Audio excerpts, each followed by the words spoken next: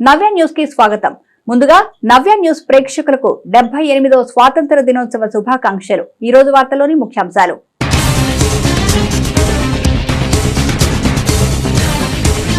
మహనీయుల త్యాగం, విరోచితమైన పోరాటాల కృషి ఫలితంతోనే స్వాతంత్ర ఫలాలు. బాపట్ల పోలీస్ పరేడ్ గ్రౌండ్స్ లో జరిగిన 78వ స్వాతంత్ర దినోత్సవ వేడుకలో విద్యుత్ శాఖ మంత్రి గొట్టిపాటి రవికుమార్.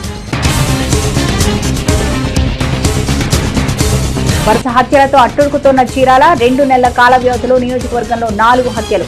అసలు చీరాలకి ఏమైంది? పోలీస్ వ్యవస్థ ఏం చేస్తుంది? నవ్య ప్రత్యేక కథనం. ఎన్నికల హామీలను అమలు చేయాలి, లేకుంటే ప్రజలకు వివరణ ఇవ్వండి. విజయవాడ కాంగ్రెస్ పార్టీ కార్యాలయంలో జరిగిన విలేకరుల సమావేశంలో అధికార పార్టీ తీరుపై విమర్శలు గుప్పించిన చీరాల మాజీ ఎమ్మెల్యే ఆమంచి. 78వ స్వాతంత్ర దినోత్సవ వేడుకలు జిల్లా కేంద్రమైన బాపట్ల పోలీస్ పరేడ్ గ్రౌండ్స్ లో అంగరంగ వైభవంగా జరిగాయి. స్వాతంత్ర వేడుకల్లో రాష్ట్ర మంత్రి గొట్టిపాటి రవికుమార్ జాతీయ పతాకాన్ని ఎగరవేశారు. పోలీసుల నుంచి గౌరవ వందనం స్వీకరించారు. మహానుభావుల త్యాగం, విరోచితమైన పోరాటాల కృషి ఫలితంతోనే స్వాతంత్ర ఫలాలు అందుకున్నామని రాష్ట్ర విద్యుత్ శాఖ మంత్రి గొట్టిపాటి రవికుమార్ తెలిపారు. 78వ స్వాతంత్ర దినోత్సవ వేడుకలు జిల్లా కేంద్రమైన బాపట్ల పోలీస్ పరేడ్ గ్రౌండ్స్ లో అంగరంగ వైభవంగా జరిగాయి. ఈ సందర్భంగా ముస్తాబాద్ చేసిన పోలీస్ కవాతు మైదానం త్రివర్ణ పతాకాలు ప్రేక్షకులతో నిండిపోయింది. స్వాతంత్ర వేడుకలో రాష్ట్ర మంత్రి గొట్టిపాటి రవికుమార్ జాతీయ పతాకాన్ని ఎగరవేశారు. పోలీసుల నుంచి గౌరవ వందనం స్వీకరించారు. పోలీసులు నిర్వహించిన కవాతును ఆయన పరిశీలించారు. పుష్పాలతో అలంకరించిన ప్రత్యేక వాహనంలో మంత్రి గొట్టిపాటి, పార్లమెంటు సభ్యులు తెన్నిటి కృష్ణప్రసాద్, జిల్లా కలెక్టర్ వెంకటమొళ్లి, ఎస్పీ తుషార్ డోడి, సంయుక్త కలెక్టర్ బి సుబ్బారావు, బాపట్ల, చీరాల ఎమ్మెల్యేలు నరేంద్ర వర్మ, మాలకొండయ్య కలిసి ప్రాంగణంలో పర్యటించారు. దేశభక్తి గీతాలకు విద్యార్థులు చేసిన నృత్య ప్రదర్శనలు ప్రేక్షకులను ఎంతగానో అలరించాయి. చిన్నారుల కేరింతలు, ప్రేక్షకుల కరతాళ ధ్వనులు అంబరాన్నంటాయి. అభివృద్ధి, సంక్షేమాన్ని చాటి చెప్పేలా శకటాల ప్రదర్శన ప్రత్యేక ఆకర్షణగా నిలిచాయి. విద్యార్థులు మది నిండా జాతీయ భావం నింపుకొని కేరింతలతో ప్రదర్శనలను మరింత ప్రోత్సహించారు. అనంతరం స్వాతంత్ర ఉద్యమంలో అసువులు బాసిన సమరయోధుల కుమారులను మంత్రి ఘనంగా సత్కరించారు. ఈ సందర్భంగా మంత్రి గొట్టిపాటి మాట్లాడుతూ, ఇది ప్రజా ప్రభుత్వం కాబట్టి ప్రజలకు ఇచ్చిన హామీలన్నింటినీ ఖచ్చితంగా నెరవేరుస్తుందని చెప్పారు. ఎన్నికల ముందు ఇచ్చిన హామీలను సీఎం చంద్రబాబు బాధ్యతలు చేపట్టగానే నెరవేర్చారని చెప్పారు. ప్రజల ఆస్తులను కాపాడడానికి ప్రభుత్వం తక్షణమే పలు నిర్ణయాలను తీసుకుందన్నారు. సమిష్టి కృషితోనే బాపట్ల జిల్లా అభివృద్ధి బాటలో పయనిస్తుంది అన్నారు. అందరి భాగస్వామ్యంతోనే పురోభివృద్ధి సాధ్యమన్నారు. ఒకవైపు అధికారులు, మరోవైపు ప్రజల సహకారంతోనే జిల్లాను మరింత ముందంజలోకి తీసుకువెళ్తామన్నారు. అన్ని ప్రాంతాలు, అన్ని సామాజిక వర్గాల అభ్యున్నతికి ప్రభుత్వం విశేషంగా కృషి చేస్తుందన్నారు.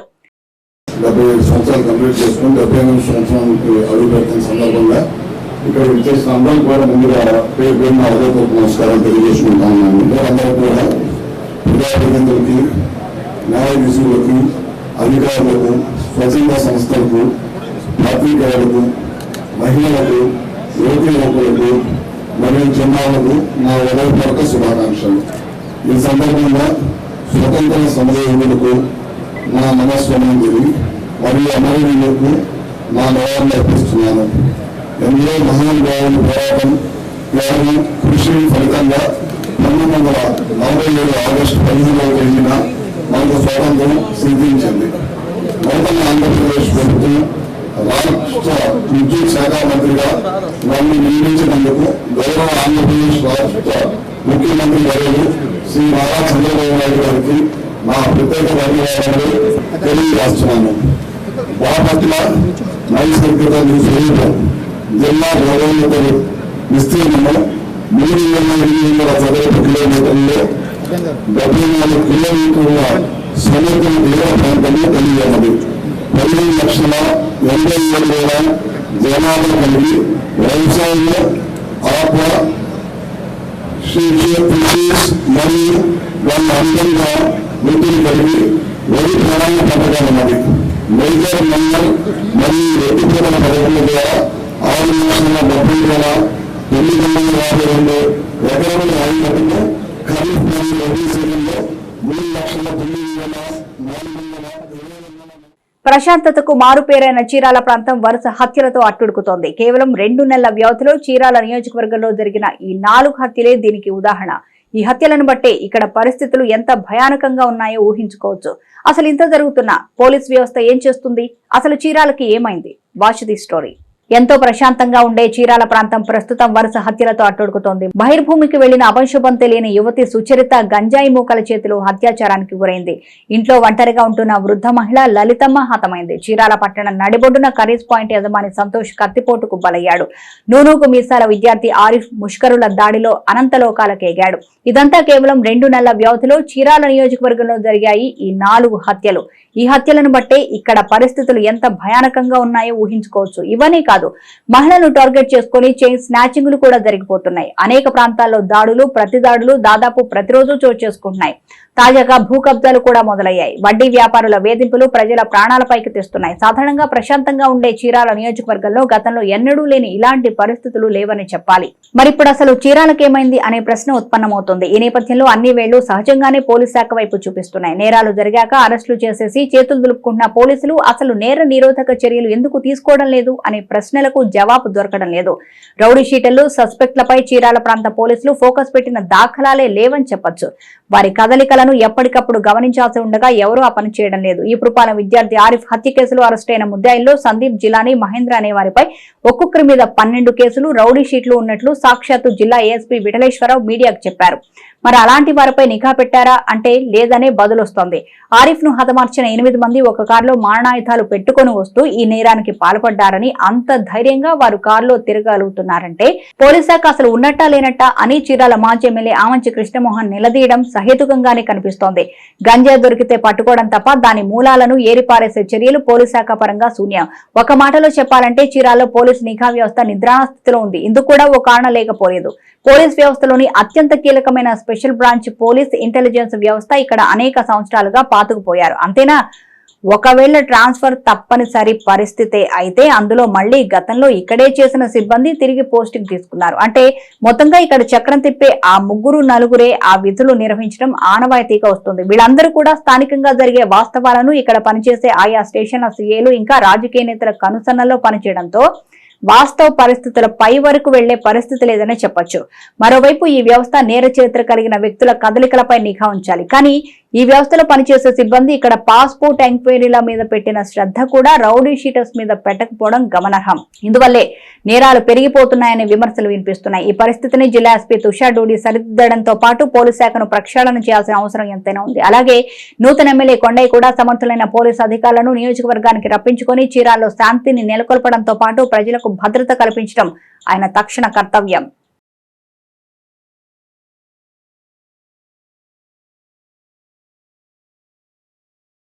విజయవాడలోని కాంగ్రెస్ పార్టీ కార్యాలయంలో ఏపీ కాంగ్రెస్ పార్టీ అధ్యక్షులు వైఎస్ షర్మిలతో కలిసి చీరాల మాజీ MLA Amanchi Krishnamohan press meet లో పాల్గొన్నారు. అనంతరం విలేకరుల సమావేశంలో ఆమంచి మాట్లాడారు. తుంగభద్ర డ్యాం గేటు విరిగిపోవడానికి కారణం నానాటికి ప్రభుత్వ వైఫల్యమేనని చీరాల మాజీ ఎమ్మెల్యే ఆమంచి కృష్ణమోహన్ అన్నారు. విజయవాడలోని కాంగ్రెస్ పార్టీ కార్యాలయంలో ఏపీ కాంగ్రెస్ పార్టీ అధ్యక్షులు వైఎస్ షర్మిలతో కలిసి చీరాల మాజీ MLA Amanchi Krishnamohan press meet లో పాల్గొన్నారు. అనంతరం విలేకరుల సమావేశంలో ఆమంచి మాట్లాడారు. సీఎం చంద్రబాబు ఎన్నికల ప్రచారంలో సూపర్ 6 అని చెప్పి అధికారంలోకి వచ్చి 2 నెలలు దాటినా కూడా ఆయా పథకాల అమల్లో జాప్యం చేస్తున్నారన్నారు. తల్లికి వందనం, మహిళలకు ఉచిత బస్సు పథకం, రైతు భరోసా, పంట నష్టం పరిహారం ఎప్పటిలోగా అమలు చేస్తారో ప్రజలకు వివరణ ఇవ్వాల్సిన అవసరం ఉందన్నారు. సాధారణ పరిపాలనకు సంబంధించిన దాని మీద తెలుగుదేశం పార్టీ కానీ కూటమి ప్రభుత్వం కానీ అన్ప్లెడ్జ్డ్గా ఫోకస్ చేసినట్టు మనకి అర్థమవుతుంది. దానికి బెస్ట్ ఎగ్జాంపుల్ మనకి లైవ్లీగా కనపడేది ఏంటంటే తుంగభద్ర డ్యామ్కి 17వ గేటు కొట్టుకుపోయింది. దీనికి కారణం తెలుగుదేశం పార్టీని మనం ఎక్కువ చేసి మాట్లాడతాం, కానీ సాధారణ పరిపాలన మీద దృష్టి పెట్టలేదనే దానికి ఖచ్చితంగా తెలుగుదేశాన్ని మనం తప్పుపట్టాలి. ఎందుకంటే కరెక్ట్గా 3 సంవత్సరాల క్రితం అన్నమయ్య డ్యాము కొట్టుకుపోవడానికి కారణం మీ అందరికీ మీడియా మిత్రులు కానీ పరిపాలనలో అవకాశం ఉండే ప్రతి ఒక్కరికి కనీస పరిజ్ఞానం ఉండేవాళ్ళకి తెలిసిందంటే ఇరిగేషన్ డిపార్ట్మెంట్లో O&M అని ఉంటుంది, ఆపరేషన్ అండ్ మెయింటెనెన్స్. మినిమం 50 కోట్లతోటి గ్రీసింగ్ చేస్తారు. గ్రీసింగ్ ఇంకా గ్రీసింగ్ లేదంటే నట్టు బోల్ట్ ఫిట్టింగ్ చిన్న చిన్న లస్కర్ లెవెల్లో ఏదైనా అవసరాలు తీర్చేదానికి అది మ్యాండేటరీ ఎక్స్పెండిచర్. జగన్ టైంలో 5 సంవత్సరాలు 100 రూపాయలు ఖర్చు పెట్టలేదు. అదే అన్నమయ్య డ్యామ్కి సంబంధించి 20 లక్షలు ఖర్చు పెట్టి గ్రీసింగ్ చేస్తే డ్యామ్ కొట్టుకుపోయేది కాదు. దాని ఫలితంగా డ్యామ్ కొట్టుకుపోయిన తర్వాత ఆ డ్యామ్ డౌన్ స్ట్రీమ్ లో ఉన్నటువంటి విక్టిమ్స్ కి రీహాబిలిటేట్ చేయడానికి 400 కోట్ల రూపాయలు ఖర్చు అయింది. అంటే 20 లక్షల రూపాయలు గ్రీసింగ్ చేయడం వల్ల 400 కోట్ల రూపాయలు నష్టపోయారు. అదే సంప్రదాయాన్ని తెలుగుదేశం పార్టీ ఆధ్వర్యంలోనే ఈ ప్రభుత్వం కూడా కొనసాగిస్తుందా? అంటే మెయింటెనెన్స్ చేయడానికి అట్లీస్ట్ అంటే సాధారణ పరిపాలన మీద తెలుగుదేశం పార్టీ దృష్టి పెడతా. మీకు ఇంకా ఎంత టైం కావాలి? Honeymoon period. మీరు దయచేసి జగన్ మీద బ్లేమ్ గేమ్ కాపీ. జగన్ కరెక్ట్గా చేశాడనే మాట నాకు తెలిసి భారతదేశానికి స్వతంత్రం వచ్చిన తర్వాత ఇంత దారుణంగా ప్రజలు వరస్ట్గా చేశాడని చెప్పడానికి ఇంకొక ఎలక్షన్ అనేది జరగదు బహుశా. జగన్ బాగా చేయలేదు అనేది సమాజం మొత్తం చెప్పింది. దానికి మళ్ళీ ప్రత్యేకించి తెలుగుదేశం పార్టీ రోజు చెప్పాల్సిన అవసరం లేదు.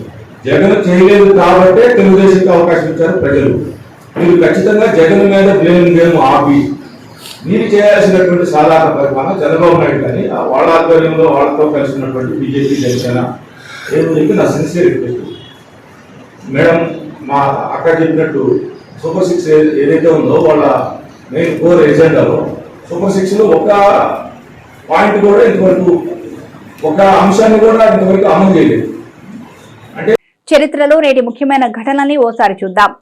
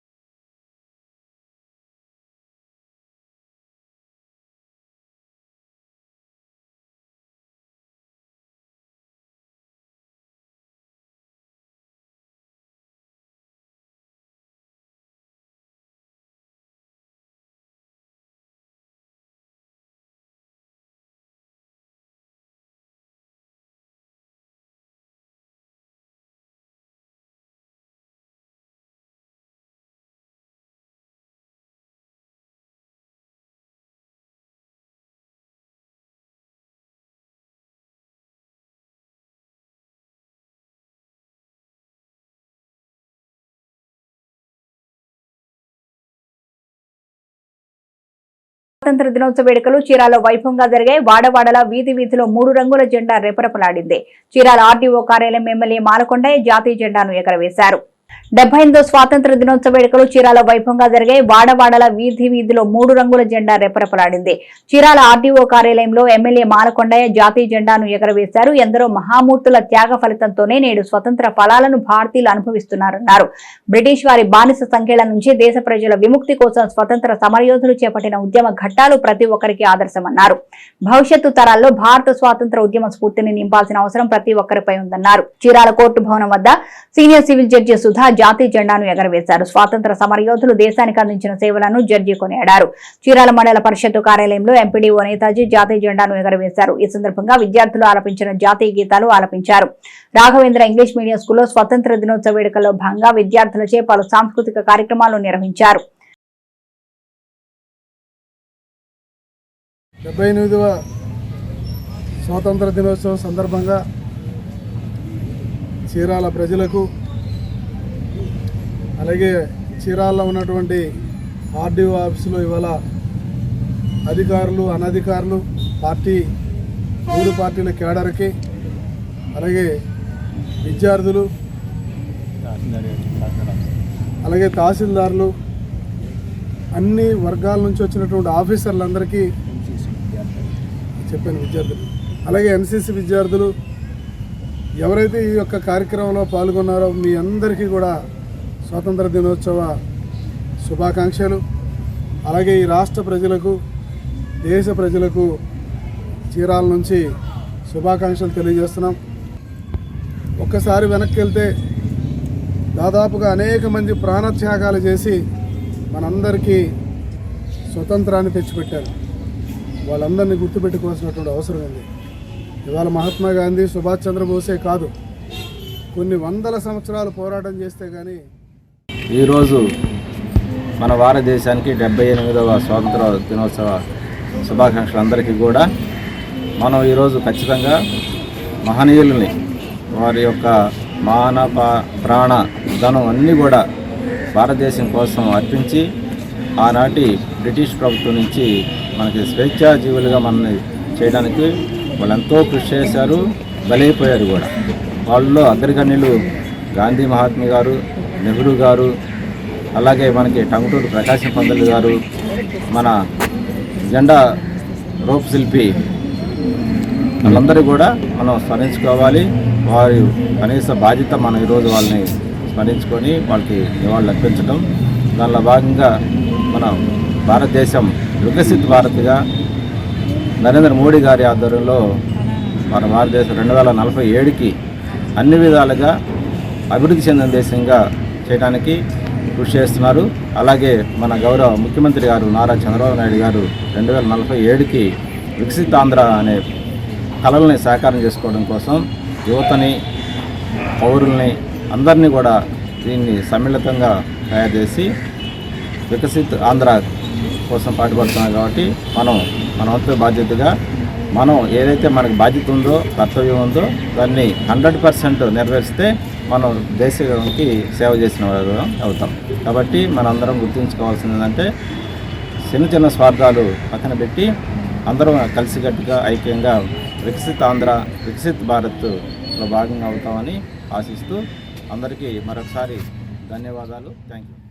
చీరాల మున్సిపాలిటీ నూతన హైడ్రాలిక్ లేడర్ వాహనాన్ని ఎమ్మెల్యే మాలకొండయ్య ప్రారంభించారు. అనంతరం జెండా ఊపి వాహనాన్ని ప్రారంభించారు. చీరాల మున్సిపాలిటీలో నూతన హైడ్రాలిక్ లేడర్ వాహనాన్ని ఎమ్మెల్యే మాలకొండయ్య జెండా ఊపి వాహనాన్ని లాంఛనంగా ప్రారంభించారు. అనంతరం ఎమ్మెల్యే మాట్లాడుతూ 38.5 లక్షలు విలువ కలిగిన ఈ వాహనం ద్వారా చీరాల పట్టణంలో స్ట్రీట్ లైటింగ్ ఫిట్టింగ్, అక్రమ హోర్డింగ్ తొలగింపు, అడ్డుగా ఉన్న చెట్లు తొలగింపుతో పాటు ఎత్తులో ఉన్న వాటికి మరమ్మతులు చేసేందుకు వాహనం చాలా ఉపయోగపడుతుందని ఎమ్మెల్యే అన్నారు. జిల్లాలోని ఆదర్శ మున్సిపాలిటీగా చీరాలను తయారు చేస్తామని ఎమ్మెల్యే హామీ ఇచ్చారు. కమిషనర్ చక్రవర్తి, మున్సిపల్ సిబ్బంది పాల్గొన్నారు. చీరాలో హిందూ ముస్లింలు కలిసి స్వాతంత్ర దినోత్సవ వేడుకలు జరుపుకున్నారు. ఈ సందర్భంగా స్వీట్లు తినిపించుకొని ఒకరినొకరు ఆలింగనం చేసుకున్నారు.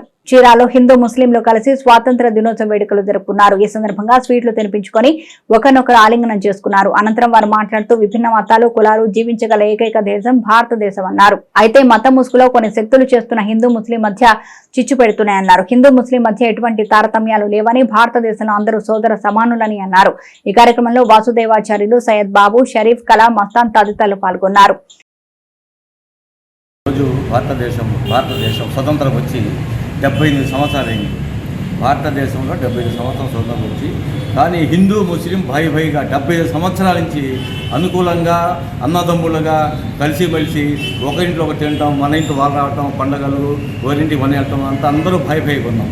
కాబట్టి భారతదేశంలో మరి ఈరోజు కొంతమంది స్వతంత్రము వచ్చినా కానీ ఎస్టీ మైనార్టీలు కూడా వాళ్ళకి న్యాయం కూడా జరగటం లేదు.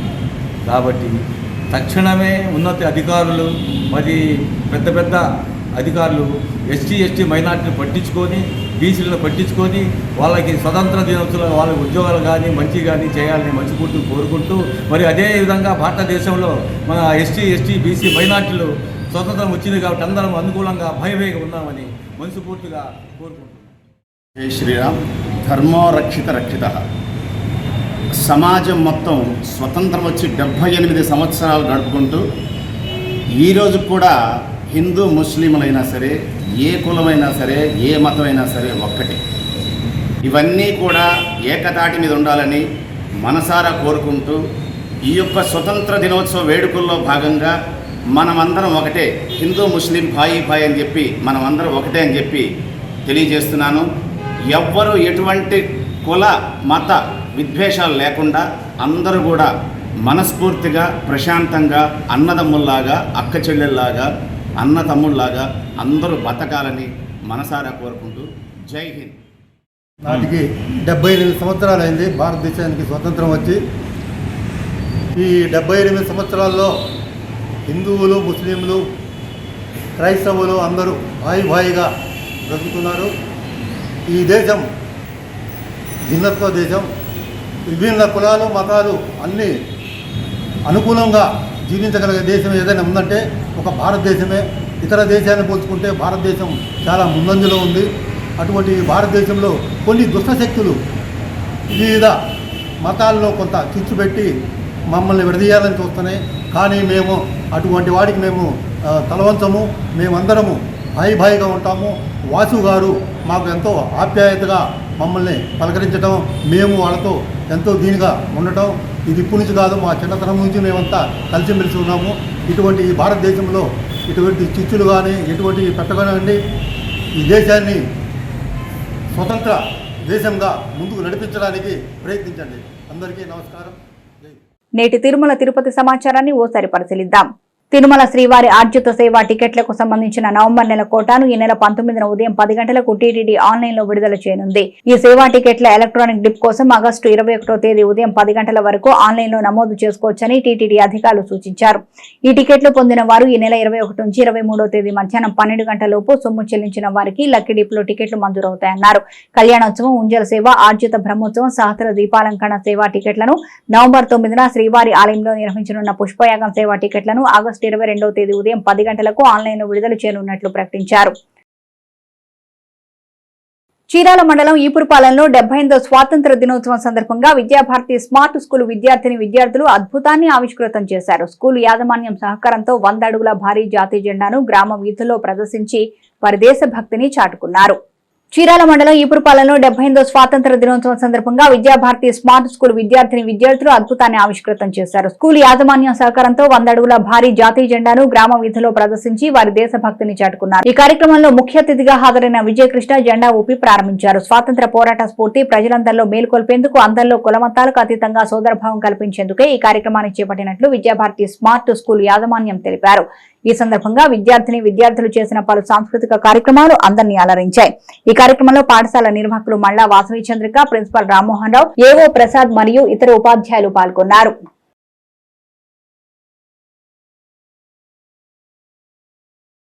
నేటి వాతావరణ సమాచారాన్ని ఓసారి పరిశీలిద్దాం. బంగాళాఖాతంలో ఆదివారం ఏర్పడిన ద్రోణి దక్షిణ అంతర్గత కర్ణాటక నుంచి కొమెరిన్ ప్రాంతం వరకు వ్యాపించి ఉంది. సముద్ర మట్టానికి 0.9 కిలోమీటర్ల ఎత్తులో ఆవరించి ఉన్న ఈ ద్రోణి ప్రభావంతో ఆంధ్రప్రదేశ్ లో రాబోయే 3 రోజుల పాటు పలు ప్రాంతాల్లో ఓ మోస్తరు వర్షాలు కురుస్తాయని వాతావరణ శాఖ అధికారులు తెలిపారు. ఉత్తర కోస్తా ఆంధ్రప్రదేశ్ యానంలో సోమ, మంగళ, బుధవారాల్లో తేలికపాటి నుంచి మోస్తరు వర్షం లేదా ఉరుములతో కూడిన జల్లులు కురిసే అవకాశం ఉందని వెల్లడించింది.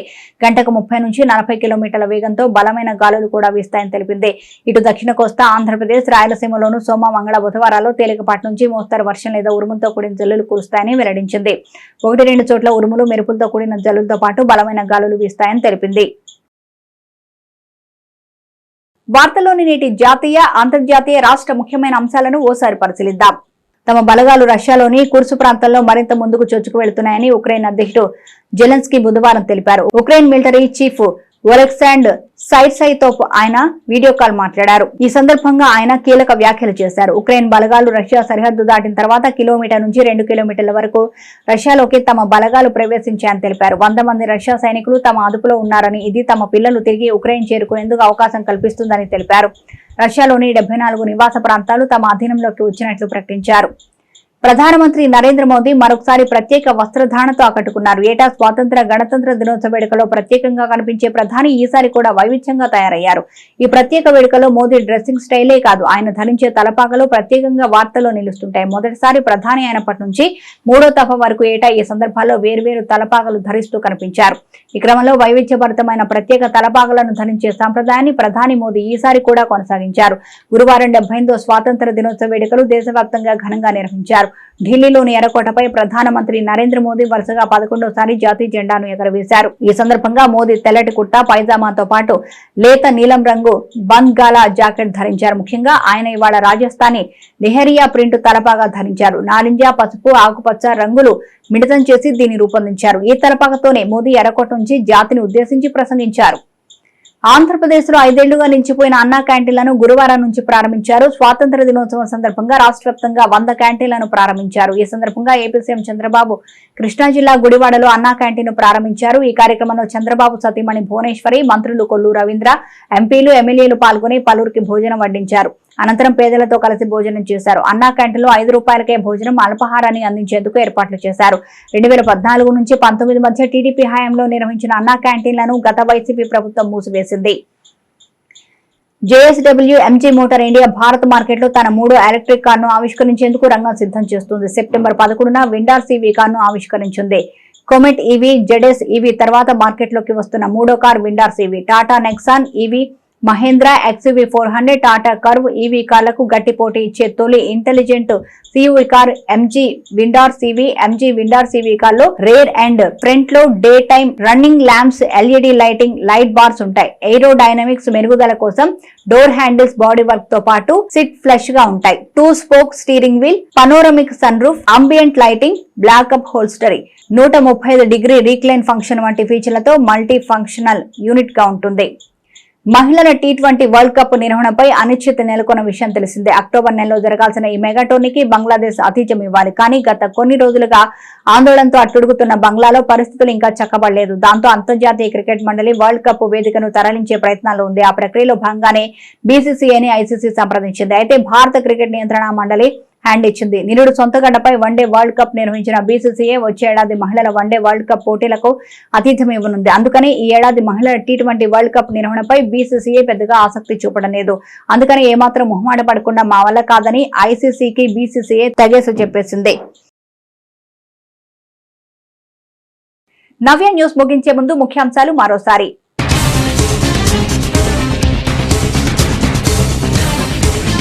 మహనీయుల త్యాగం, విరోచితమైన పోరాటాల కృషి ఫలితంతోనే స్వాతంత్ర ఫలాలు. బాపట్ల పోలీస్ పరేడ్ గ్రౌండ్స్ లో జరిగిన 78వ స్వాతంత్ర దినోత్సవ వేడుకలో విద్యుత్ శాఖ మంత్రి గొట్టిపాటి రవికుమార్.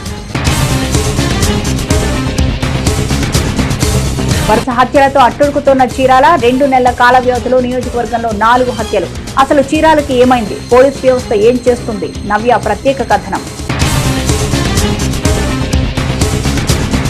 ఎన్నికల హామీలను అమలు చేయాలి, లేకుంటే ప్రజలకు వివరణ ఇవ్వండి. విజయవాడ కాంగ్రెస్ పార్టీ కార్యాలయంలో జరిగిన విలేకరుల సమావేశంలో అధికార పార్టీ తీరుపై విమర్శలు గుప్పించిన చీరాల మాజీ ఎమ్మెల్యే ఆమంచి.